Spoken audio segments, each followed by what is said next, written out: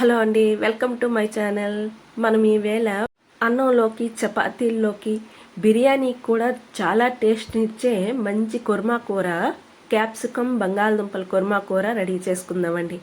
మన video first time చూస్తున్న వాళ్ళైతే లైక్ చేయండి, సబ్స్క్రైబ్ చేసుకోండి. మరిన్ని వీడియోల కోసం లైక్ చేయండి. పెద్ద సైజు క్యాప్సికమ్ ఒకటి తీసుకొని బంగాళదుంపలు, టమాటా పళ్ళు, క్యారెట్, బీట్రూట్ ఇవన్నీ చక్కగా కడుక్కోవాలండి. కడుక్కొని ఇవన్నీ క్యారెట్ ముక్కలు, బీట్రూట్ ముక్కలు, టమాటా ముక్కలు, తర్వాత బంగాళదుంపల ముక్కలు, క్యాప్సికమ్ కూడా చక్కగా ముక్కలు కోసుకోవాలండి. కొద్దిగా పెద్ద సైజే తీసుకోవాలి, ఎందుకంటే ఇవి బేగి కుక్ అయిపోతాయి కాబట్టి కొద్దిగా పెద్ద సైజే ముక్క చూడండి. ఆ సైజ్ అయితే సరిపోద్ది.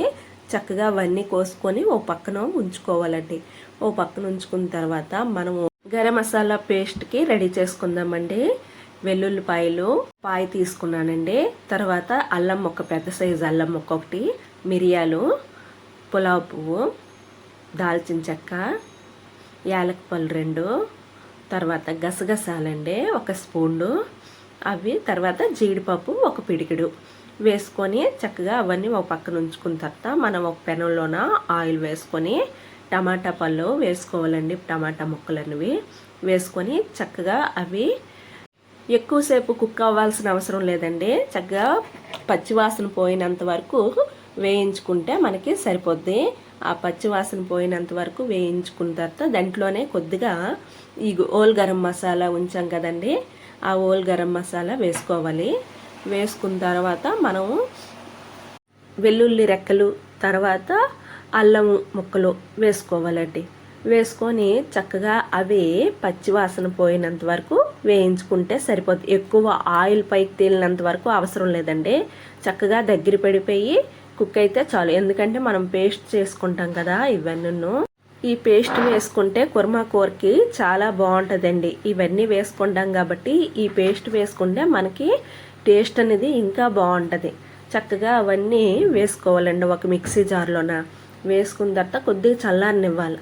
చల్లారనిచ్చిన తర్వాత చక్కగా అది మెత్తగా అయినంత వరకు మిక్సీ చేసుకోవాలండి. చూడండి ఎలాగొచ్చిందో. ఆ మిక్సీ చేసుకున్న తర్వాత అదే పెనంలోన కర్రీకి సరిపడా ఆయిల్ వేసుకున్న తర్వాత ఈ పేస్ట్ కూడా వేసుకోవాలండి. చూడండి వేసుకున్న తర్వాత కొద్దిసేపు అయిన తర్వాత పసుపు 1 స్పూన్ వేసుకోవాలండి. తర్వాత కారం 1 స్పూన్ వేసుకోవాలి. వేసుకున్న తర్వాత సాల్ట్ కూడా 1 స్పూన్ వేసుకోవాలండి. వేసుకొని చక్కగా కలుపుకోవాలి. మనము హోల్ గరం మసాలా దీంట్లో వేసి పేస్ట్ వేసుకున్నాం కదండి, మరి వేరే ఏ గరం మసాలా వేయకుండా చక్కగా ఇవే కుక్ చేసుకోవాలండి. ఆయిల్ పైకి తేలినంత వరకు ఈ మసాలా అనేది కుక్ చేసుకోవాలి. చూడండి అలాగా ఆయిల్ ఎలా పైకి తేలుతుందో అలా ఈ మసాలా అనేది వేగిన తర్వాత మనం బంగాళదుంపలు ముక్కలు వేసుకోవాలండి. బంగాళదుంపలు ముక్కలు వేసుకున్న తర్వాత క్యాప్సికమ్ వేసుకోవాలి. వేసుకున్న తర్వాత బీట్రూట్ ముక్కలు కోసుకొని ఉంచుకున్నాం కదండి, అవి కూడా వేసుకోవాలండి. నేను బీట్రూట్ ఎక్కువ వాడతానండి. కూరల్లోన గట్ట ఒక్కొక్క పీస్ లాగా చిన్న ముక్కల్లాగా వేసేస్తుంటానండి. పిల్లలు జ్యూస్లు గట్ట తాగరు కదండి, మామూలుగా తినమన్నా తినలేరు బీట్రూట్ సరిగ్గా. మనకే నచ్చదు, పిల్లలకి ఏటి నచ్చుతుంది. అలాగనేసి అవి కూరలంట కొద్దిగా వేస్తుంటానండి. కుర్మా కూరకి ఎలాగా పడుతుందిలేండి.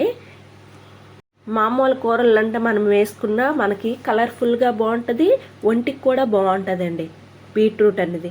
క్యారెట్ ముక్కలు కూడా దీంట్లో వేసుకున్నాం కదండి. చక్కగా ఆయిల్ పైకి తేలినంత వరకు ఇది వేగనివ్వాలండి. వేగనిస్తే మనకి కర్రీ అనేది చాలా టేస్ట్గా ఉంటుంది. మిల్ మేకర్ కూడా నేను తీసుకున్నానండి. చూడండి కొద్దిగా 1/2 ప్యాకెట్ తీసుకొని దాంట్లో వేడి నీళ్ళు వేసుకొని కొద్దిగా నాననివ్వాలండి. ఈ లోపల ఈ కర్రీ అనేది వేగుతుంది కదా, వేగిన తర్వాత కొద్దిగా అలా కలుపుకొని ఉంటుండాలండి. లేకపోతే మసాలా పేస్ట్ వేసాం కదా, అడుగు పట్టే ఛాన్స్ ఉంటుంది కాబట్టి మనం ఇవి చక్కగా కలుపుకుంటుండాలా. మళ్ళీ మూత పెట్టి అలా మగ్గనిస్తుండాలండి.